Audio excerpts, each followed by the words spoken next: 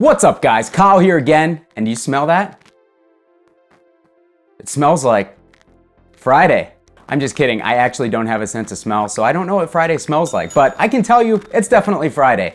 Let's do some questions. First question comes from MB Gmail, and he asks, you have lots of 4x12 cabs with V30s. Can you talk about the differences in tone you notice when comparing different cabs with the same speaker type? What 412 V30 cab do you like best paired with a hot rodded Marshall tone? Thanks for your question, man. That is actually a great question. And it's something that I have kind of been messing with for the past couple of weeks because it's actually something that I've been messing with for the past couple of weeks. You guys know me, I'm a huge speaker cab and speaker buff. As far as tone chasing goes, I'm always an advocate for the right speaker in the right cab for the right amp in order to achieve the sound that you're going after.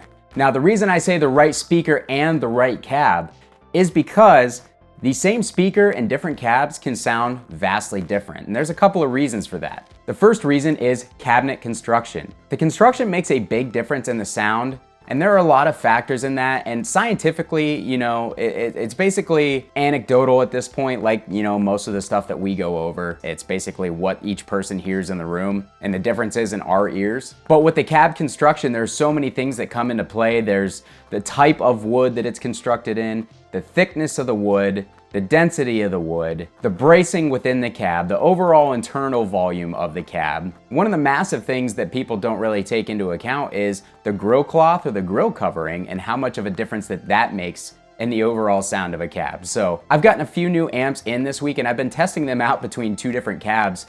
Both cabs have V30s, but both sound massively different.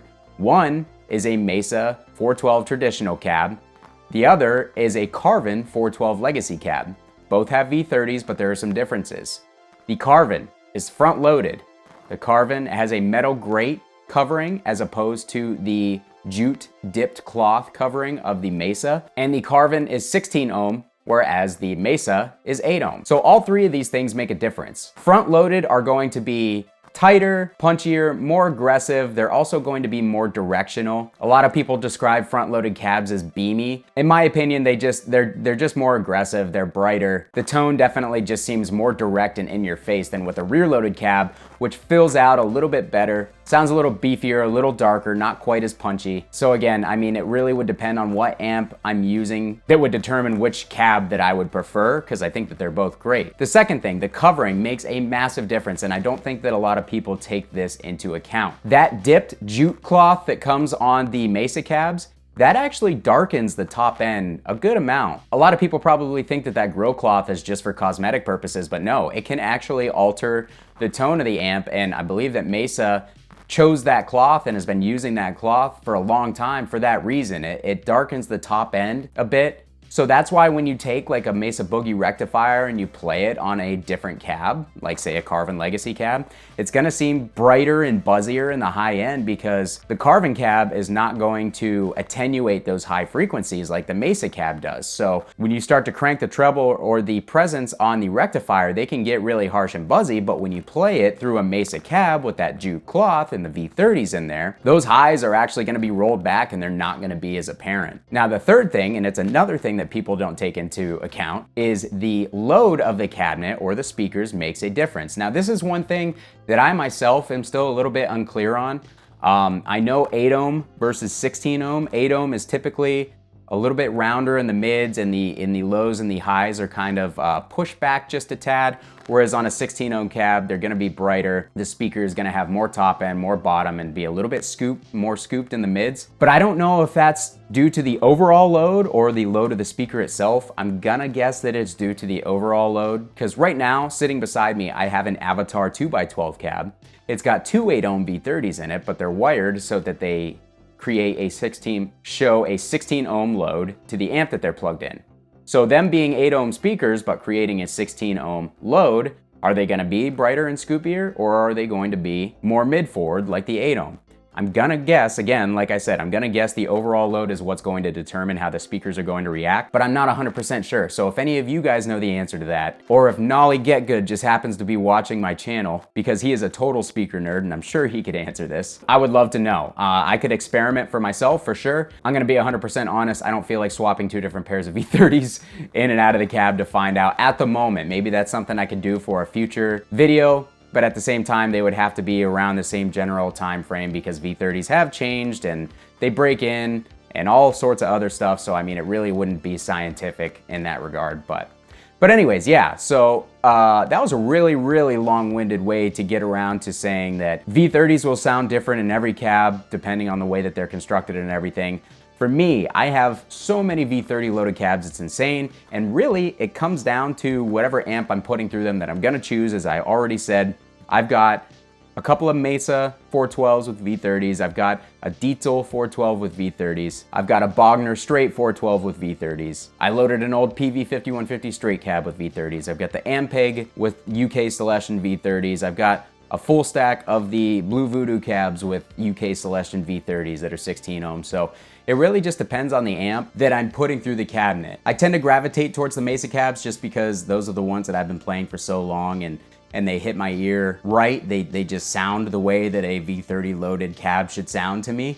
But there are amps that I like that are a little darker that sound better through the brighter V30 loaded cabs. So again, if I'm playing a Marshall style amp, I'm definitely going to want one of the cabs that are going to be a little darker. So the Dietzel 412 cab and the Bogner 412 cab are both a little bit darker, even more so than the Mesa. Not exactly sure why that is because I've opened them both up. The Bogner does have the batting in the back that sucks up a lot of those frequencies, but the Dietzel is just like a 4x12 straight box, and that thing is super dark, it's super fat sounding. I don't know why, but Marshall amps tend to sound the best through that Dietzel cab to me. So again, it's situationally dependent, depends on the amp, it depends on what tone I'm going for. It's just hard to give a definitive answer. So like so many of the other questions that I try to answer for you guys, it really depends on your situation, what tone you're trying to get, what amp and guitar you're using. All that stuff just comes into play. It's all a big puzzle and putting the pieces together to make it sound the way that you want it to sound. My preferences are lean towards a Mesa Boogie oversized rectifier cab or the Dietzel 412 for darker stuff. For the brighter stuff, I really love that Carbon Legacy cab. The Blue Voodoo V30 cab sounds great. And also I have an Engel 412 vintage cab, which is not vintage at all. It's just a straight cab front loaded with V30s and a metal grate. That cab sounds fantastic for dark amps. So situationally dependent. I don't know how many times I'm gonna say that before I keep rambling about this question. Next question, Brandon Bryson asks, hey Kyle, do you love alliteration? Hey Kyle, how much volume are you able to push during your live shows before the sound guy starts to get annoyed? Depends on the sound guy, depends on the stage, the venue. It's very situationally dependent. Really, it depends on the sound guy, and the size of the venue is a big thing too. Usually with bigger venues, I've noticed, it seems like the sound guy wants you to push less volume because he wants to have everything come from the house. So I totally understand that.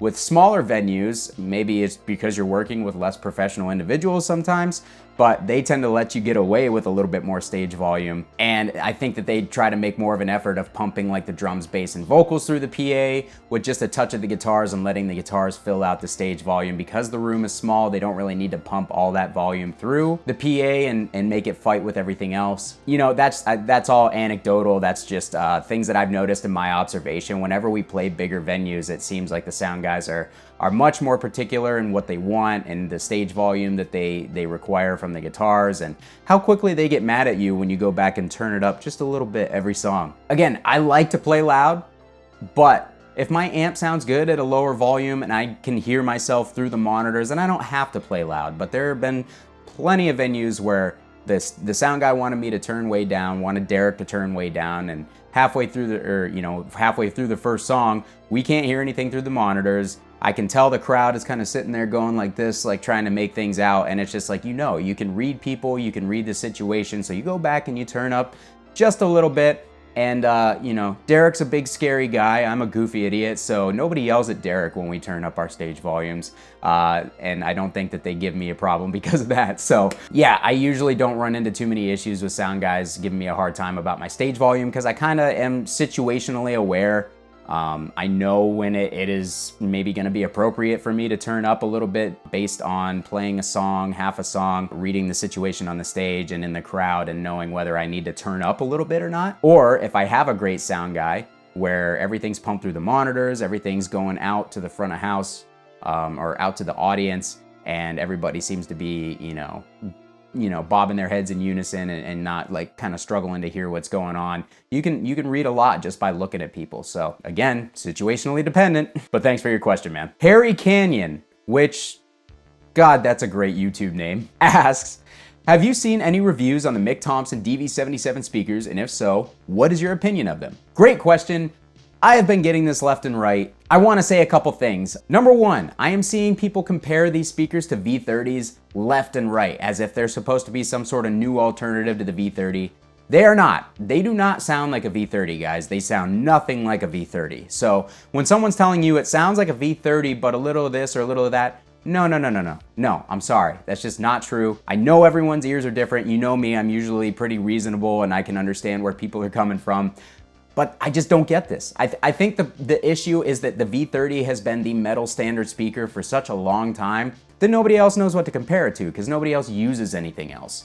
So in that regard, I definitely understand it. It's just not a fair comparison. They don't sound anything alike to me. So I have both a Mesa rectifier oversized cab that I currently have loaded with DV77s for testing purposes. I'm not gonna keep it that way because I'll probably move those to a different brighter cab, and this is why. But real quick, I also have an Omega 412 cab that has the DV77s up top, the VM1265 on the bottom.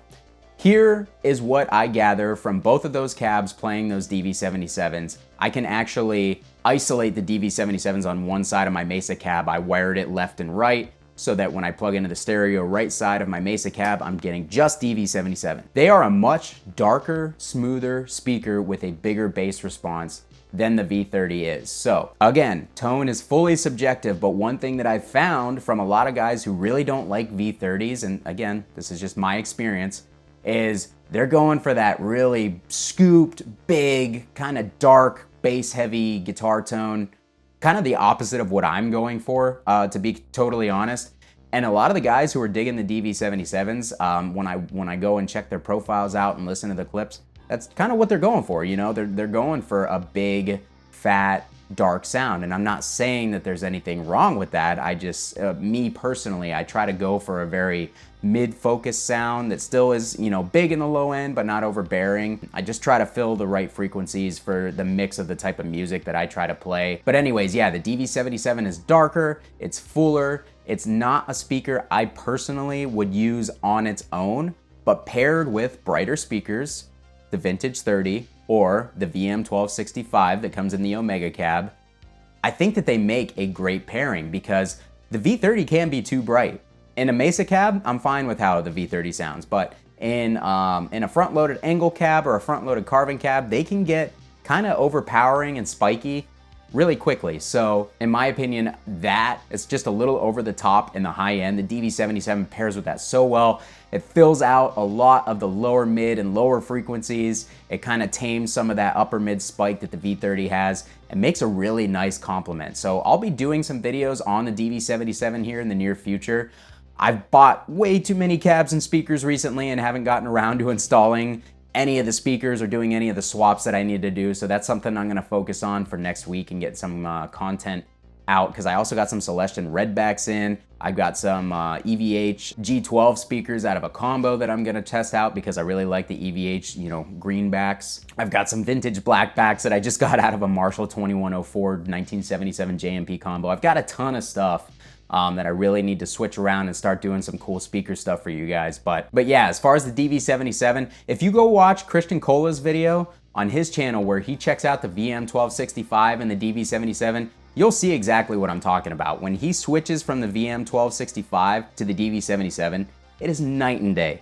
It is a night and day difference in how those speakers sound. VM1265 is much more of a V30 alternative than the DV77. because it's bright, it's tight, it's got a lot of upper mid frequencies, it's got a lot of grind to it. I actually really love the VM1265 speaker, and I'm begging Michael at Omega to sell me a couple pairs of those because I want to put them in different cabs. But anyways, the DV77 is much darker, much smoother, would pair really great with a bright speaker or a bright amp. I may just try to put like a Marshall 50 watt through 212 with DV77s to see how that pairs. But yeah, darker, smoother speaker. I don't get the comparisons with V30 other than it's just what everybody knows. So you guys will see some stuff on my channel with the DV77s here in the near future. Thanks. All right, Andrew Piercy asks, Kyle, FAQ question for you. How loud are you playing the amps in your demos? I am thinking of picking up a dual rec, but I'm concerned it might not sound good at low volumes in the house. The amps sound great in your demos. Are you playing at house appropriate levels? Thanks. Good question, man. No, I'm not playing at house appropriate levels. I actually make these videos during the day when nobody's home. When I was working, I would come home on my lunch break when my girlfriend was gone, and I would make the amp demo videos because for me, I've got to turn an amp up to really know what it's gonna do. Now, there are amps that have great master volume tapers. Friedman amps sound great at low volumes. The Dietzel stuff sounds good at low volumes. The EVH stuff sounds good at low volumes. But most amps sound better when you have some volume on them. So I am typically playing pretty loud when you guys are hearing me demo an amp. It's loud enough that in a quieter band situation, it would be just fine. Now, if it's like Bushido code, we tend to play loud like assholes. So I'm playing just under that level of volume. Like Human Animal, when I play guitar with them, they practice at a more appropriate volume level, which sometimes bums me out, but most of the times my ears thank me afterwards. So I would say it's the equivalent of that, of playing with a band that plays at a reasonable level. So yeah, the levels are pretty high, man. A dual rectifier does not sound good at low volumes. I apologize. One of the things that I think you could do, you can engage the loop. That way you can use the loop volume on the amp as kind of like a master volume. But again, when you engage the loop on a rectifier, it changes the tone a little bit, but it does make it a lot more suitable for low volume playing.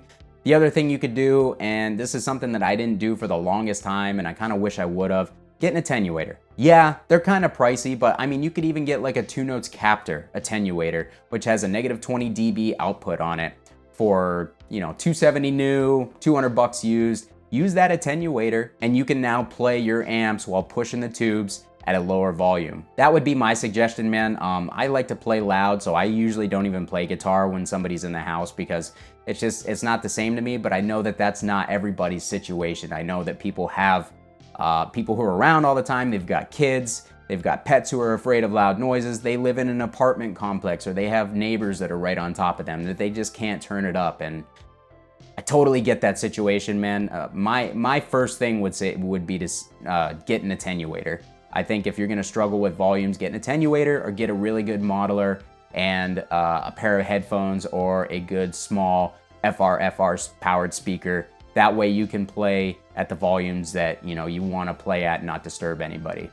My suggestion, but yes, I am playing loud in these demos for sure. All right, final question of the week comes from my boy, Nick Harper. Nick asks, from when you started until now, what do you look for tone-wise in an amp? Any differences between then and now? I like to hope our ear for tone most of the time ages like a fine wine. Yeah, man, what I'm looking for out of an amp has changed a lot since I started. When I started, my first amp that I really figured out and fell in love with was a PV6505. The first cab that I had with that amp was a Behringer UltraStack slant cabinet, and that cab is very neutral, and it's made out of MDF, so MDF cabs tend to be really heavy on the bass frequencies in my personal experience. So like I was always pumping a ton of low end through that thing, and that's what I liked. And the first few shows that we played just did not sound good once I got that set up and started getting into tone and thinking that I was dialing things in right. I just went for way too much of a dark bass heavy tone, and my guitar was, fighting the bass frequencies, and nobody could really hear what I was doing other than the chugs. And I was even worse of a player back then than I am now, if you can believe that. So it just didn't sound good. It didn't sound good. As I've gotten older and older, I have really come to find that you don't want to push any certain frequency that far out above the other because it is going to stick out like a sore thumb. So the things that I go for, and again, it's changed because with Bushido code, I go for an extremely tight percussive low end with a sharp upper mid that's going to cut through everything because we're in a higher tuning. The mids are going to be more prevalent and everything. When I play in like D standard or drop C now, I've kind of tended to roll the highs off and push the mids a little bit more just because I found that it sits in the mix a little bit better. I tend to go for a lot less gain than I used to, and I never used to use an overdrive for like the first 2 or 3 years that I played, and once I did, it changed my life. The classic argument is, well, that amp has enough gain, you don't need an overdrive. It's not about the gain, guys. It's about being able to roll the gain back and being able to push the front end, which adds some more clarity. You're compressing the front end a little bit. It changes the feel, it tightens the amp. A lot of boosts add more mids. So, I mean, like that massively changed the way that I dial my amps and really showed me that like, hey, I don't need as much gain in order to sound saturated, especially in a band context.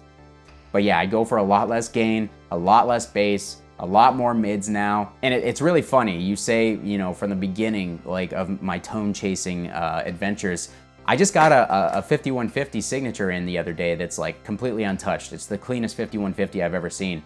I took it to practice last night and played it, and I've got all these crazy amps and all this high value gear, you know, all these crazy high dollar Friedmans and Dietzels and Omegas and Mezzabarbas, and they're awesome. They are phenomenal. But I can still go back to a 5150 and feel completely content with my tone and feel right at home. So in that regard, not much has changed. Like a 5150 or a PV I would take one of those two amps to any show for any band that I play in and be able to dial them in exactly the way that I want them to sound and be completely content. So while I go for different, different EQ setups, or I dial my gear differently, I can still get away with the same amps that I started playing on and be just as in love with what's coming out of the speakers as I did when I started. So it's a fun journey for sure, but I tend to be of the opinion that what you start on